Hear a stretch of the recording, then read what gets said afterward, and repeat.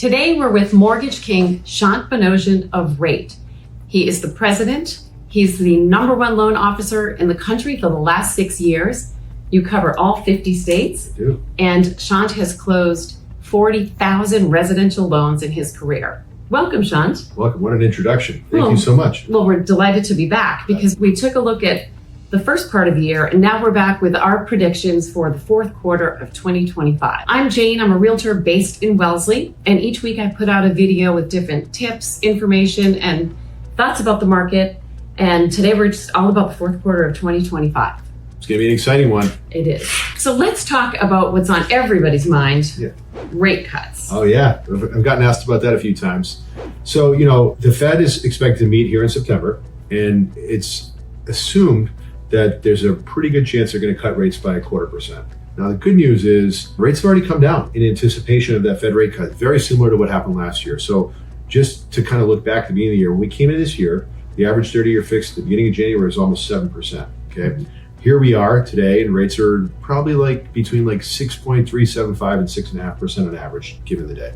So they've already come down quite a bit this year, mostly just over the course of the last 2 months, once it became apparent that the Fed's going to start cutting rates. So why do we think the Fed's going to cut rates? Well, the Fed seems to think inflation is somewhat under control, definitely headed in the right direction, in their opinion. And they think the inflation impacts of tariffs that was talked about is going to be temporary. That's what Fed Chairman Jerome Powell said.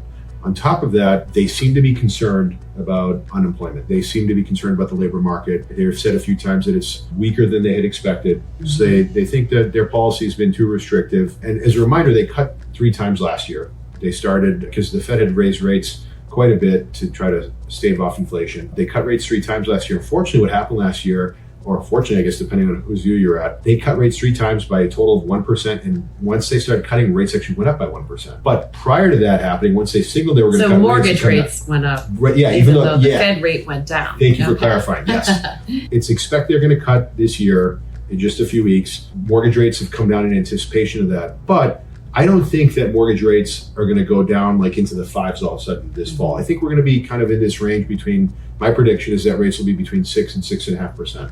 I think you might see 1 or maybe 2 Fed rate cuts this fall, but I think most of the work's already been done by the Fed in terms of the rates having come down in anticipation of that happening. So there's 2 things that come to mind right away. One of the things is we are in a kind of a different market than a lot of the country, in that we have such a diverse economy that we are still in a seller's market with tight inventories. And we've talked about how we both agree that we do not expect that to happen, a big shift to happen, even in the next few years. We think we're going to continue in this tight inventory market. Yeah, there's been a lot of press about how inventory's up across the country, and that's true. But to your point, we're not even close to where we were pre-pandemic. Inventory is up about 20% year over year, and it's certainly recovered from the lows of 2022 and 2023, but it's going in the right direction. But it's nowhere, I think we're not even at half of where we were in 2019 at the same time. And it's also, our market has been a little strange this year. I think certain homes, we've seen multiple offers over asking, where we need to come in with our power bid offer from Rate, which we've talked about in some other videos, but we'll talk about that again. And just to make sure we're super competitive, buyers are not shy about going over asking, even 100, 200,000 over. And then there's other homes that would have sold in the spring quickly that I see languishing on the market. So it's a little bit softer. So it's not all rainbows for sellers here in Greater Boston. Yeah, I think, my perspective is it's been a little bit of a softer market than last year, but you're right. It's very property and neighborhood specific, right? And conditions specific. Yeah. You certainly have seen stuff go way over asking price, and that, in the spring market, I was noticing probably less waived contingencies, things like inspections and mortgage contingencies than I'd seen in the last couple springs. If there was multiple offers, instead of being 25 offers, there was maybe 5. But what's happened, that was different too, though, because the market was different then. As I said, going into the spring market, rates are almost 7%, right? Whereas now, nothing adds fuel to a market like lower interest rates. And the one thing there's something about rates being under 6.5% that just fuels the market, in any market for that matter. And so I think we're kind of going to go back to that territory of rates being favorable. I think next year at some point we'll see something in the 5s again.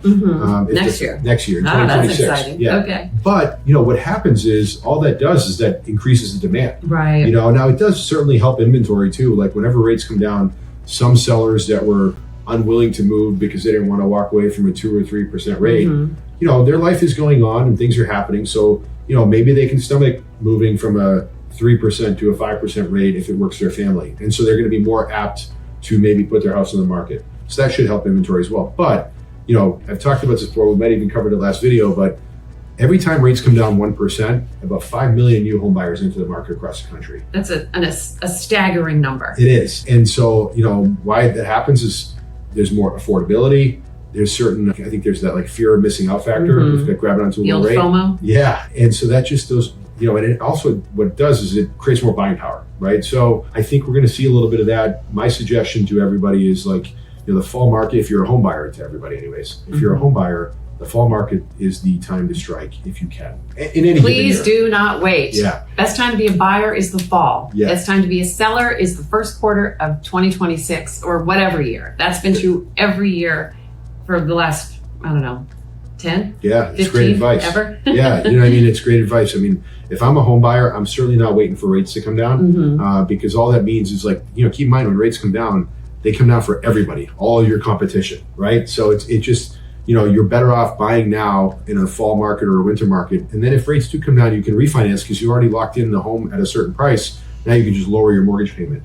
Whereas if you wait, say, hypothetically till next year, and let's just say maybe mortgage rates have come down. Well, what happens with mortgage rates coming down is that'll fuel demand, which pushes up home prices. So now you're paying a higher ticket for the price. You're going to have to borrow more money and you're going to have to pay, even though it's seemingly a lower rate, on more amount of cash at a higher price. So you're better off buying now, locking in a great deal, probably having more protections in terms of contingencies like home inspections and appraisals and mortgages and things like that, maybe having less competition and then refinancing later. Yes. So in the greater Boston market, we find that the fall market, I loosely define it as Labor Day to Thanksgiving. Yep. Not to say that people don't list or sell houses in December. I've done it many times, as have you, on the holidays. However, even if it feels at the time like you might be paying top dollar, when anyone's looking in the rearview mirror in January, it'll look like in every other year. It's why we always say we can only tell you what's happened in the past. We can't really predict the future, but history tells us that you're probably going to get a better price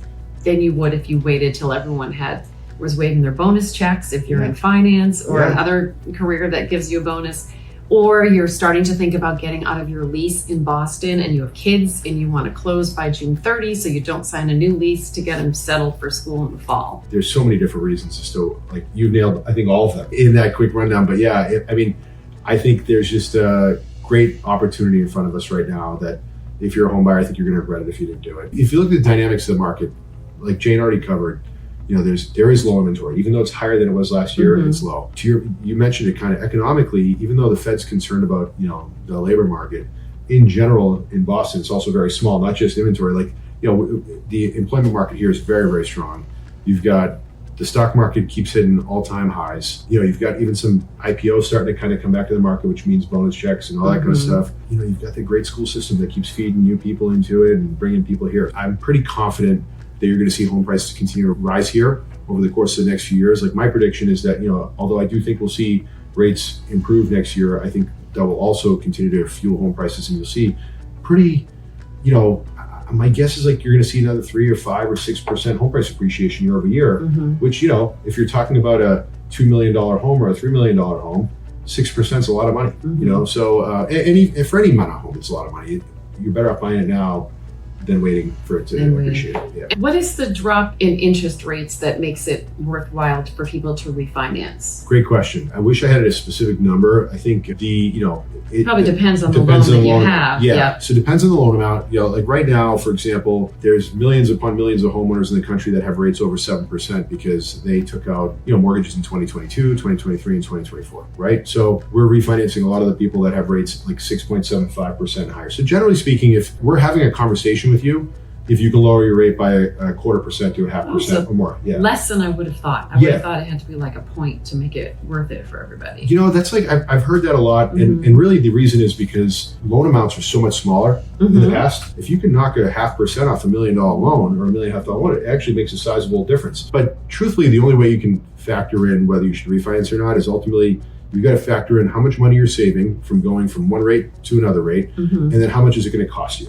right? And you just figure out like, when are you going to break even in terms of that savings? So if it's going to cost you $4,000 to refinance in hard closing costs, how long is it going to take you to save $4,000? Is it worth it for you? There's also options that we have plenty of rate options without any closing costs. That's actually something we do quite a bit, is we always look at options with and without closing costs for our clients with the comparative rates, so they can decide like, hey, I start breaking even after, payment number one. So, and then you have to also factor in, do you have an adjustable rate? Maybe do you want a fixed rate? There's so many things going on. So it's not his mortgage, it's your mortgage. That's a great point. Yeah. So we're happy to talk to you about it every single time, but there's not one set. And then, you know what I have seen a ton of on the refinance side, which is always interesting for everybody to know about, the amount of homeowners doing cash out refinances has skyrocketed.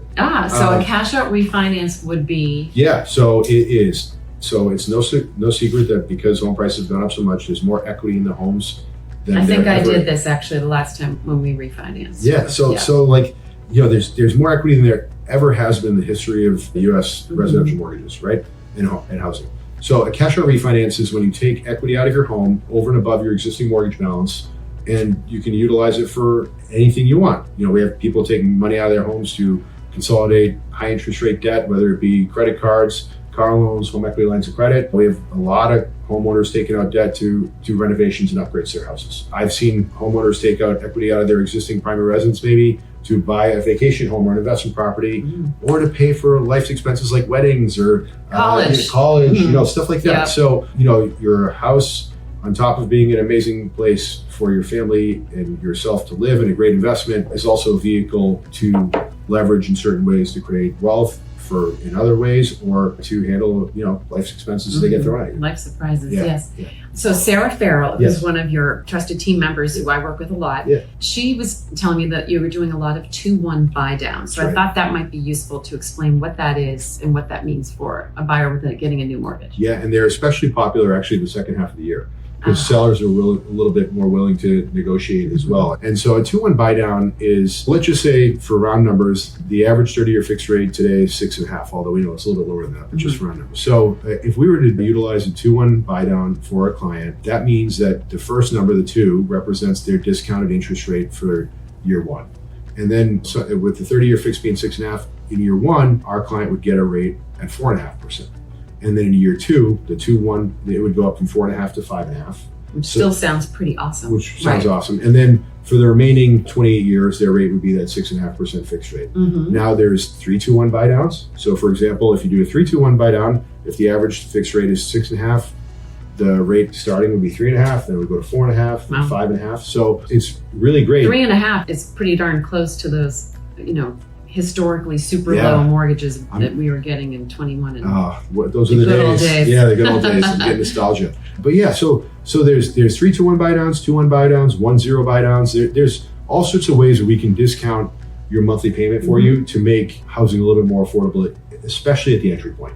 And so we've had massive success with those really since 2022, when rates kind of started going up from those days. The way you have to work with, you have to talk to your loan officer about what's the cost of the buy down, right? There's a cost associated with 3-2-1, 2-1, or 1-0 buy down. And what we've seen a lot of our buyers do is use that as a negotiating tool with the seller to say, Mr. and Mrs. Seller, I'd like to make an offer on your house, but I'd like for you to pay for the cost of my buy down in the form of a seller credit. Or build that into the seller's price, like into the sales price, like you would any other sort of credit. So we've had some buyers negotiate that. The reason I said it's more popular in the fall is because sellers are a little bit more willing to negotiate in the fall. So this is probably not going to work in the situation where there's 5 offers and it's going way over. Correct. The seller's like, I don't need to deal with you. Yeah. This is where it's going to work. Is like, when something's been on the market for a little bit of time, which we've seen days on market increase in certain markets. So maybe something's been sitting on the market for 2, 3, 4 weeks and not getting any bites. Where the 2-1 buy down, 3-2-1 buy down, sellers have also been using it as a marketing tool.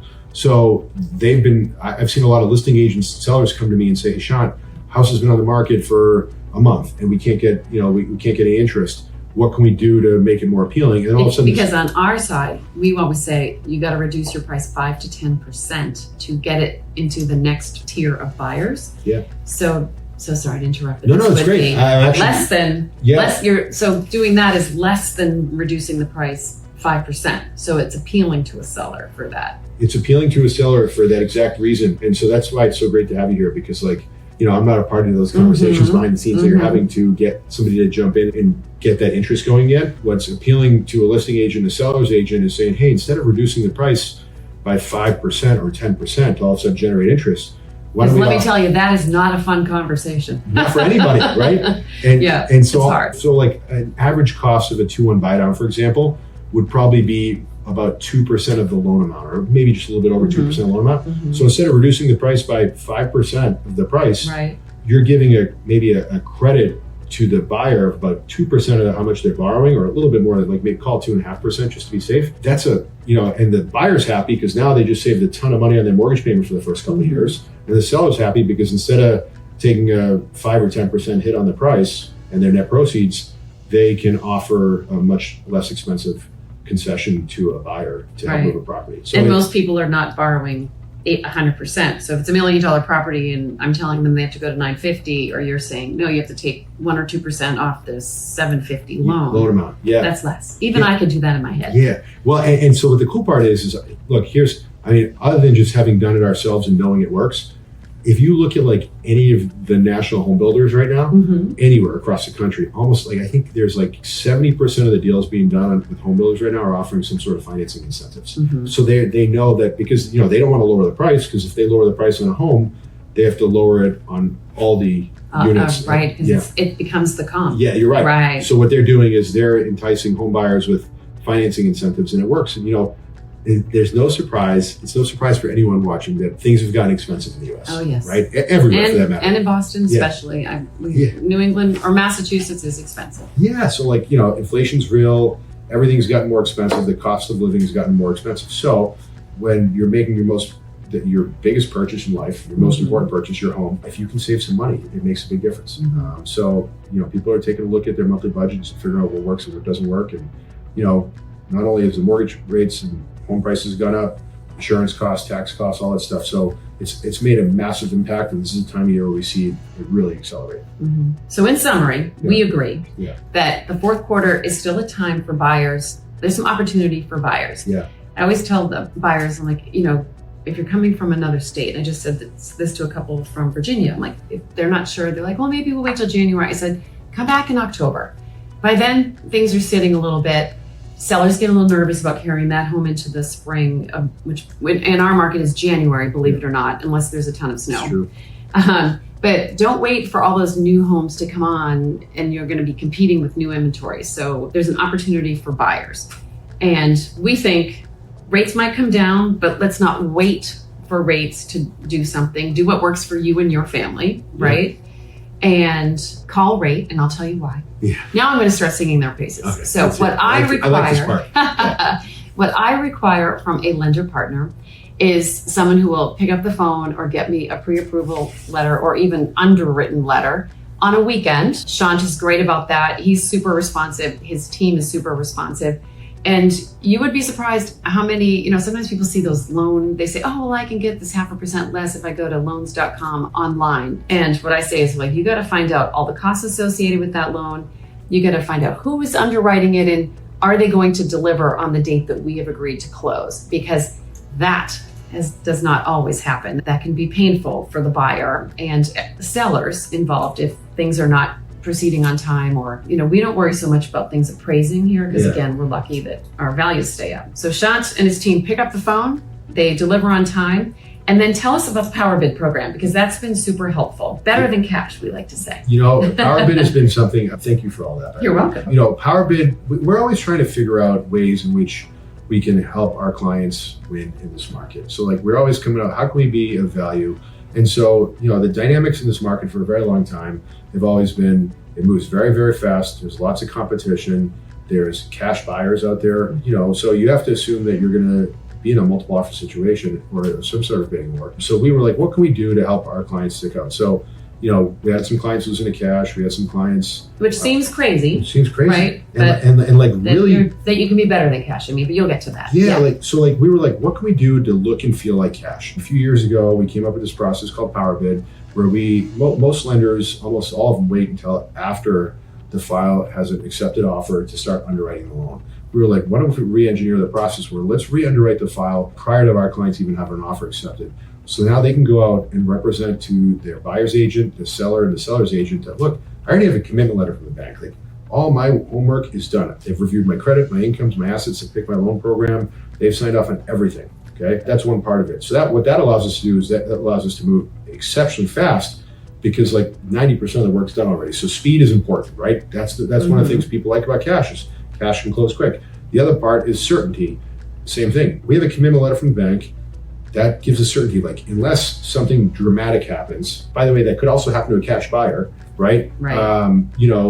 Then I'm guaranteed my financing. So with the power bid letter, the only steps that are left to take is that our clients need to get an appraisal done, which we can generally get done in 24 to 48 hours. They have to put their home insurance in place, which everybody does anyways. And then the attorney needs to do title work, which the attorney needs to do the title work for the cash buyer too. Yes. There's no cash buyer buying a house without clean title, right? So we try to re-engineer the mortgage process because, look, cash buyers are about 25% of the market.